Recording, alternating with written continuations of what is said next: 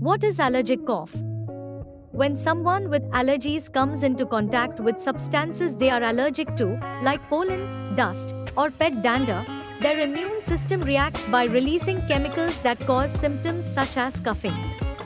This cough is different from other types of coughs, like those caused by colds or infections, because it is triggered specifically by allergens. People with allergic cough may experience episodes of coughing when exposed to these triggers, which can sometimes be managed with proper identification and avoidance of allergens.